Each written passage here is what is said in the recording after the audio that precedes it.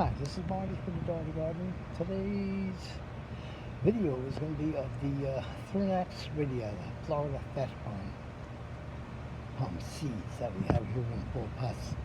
I think I took a quick picture the other day of my large coffee pot. I put the bracts, cut them off little pieces, put them in the coffee pot, and I said I'd get them the next day. Well, it was still green.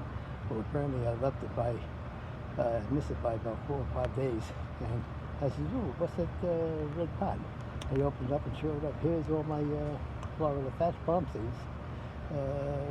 No longer green, no longer white.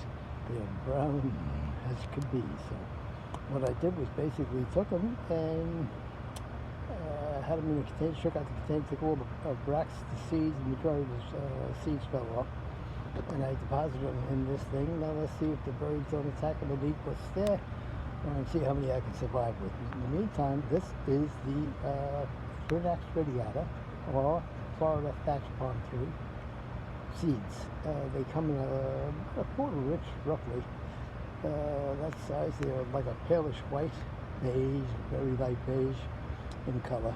And I left one bract still on the tree, just for posterity, just see if they would develop there, and drop them over the tree and see if they germinate. I have yet to find one to germinate below the tree. Maybe I'm overzealous getting them off the tree, but I have yet to find one. You don't seem to fall. And let me see. Let me see if one develops. But in the meantime, that's the Florida Thatch. You like anything? Any comments? Use them. We're all open here. Conversation. Let us know what the hell's going on. Tomorrow's the big day in Washington, D.C. We'll see if we take a few out. All right, take care. Bye-bye.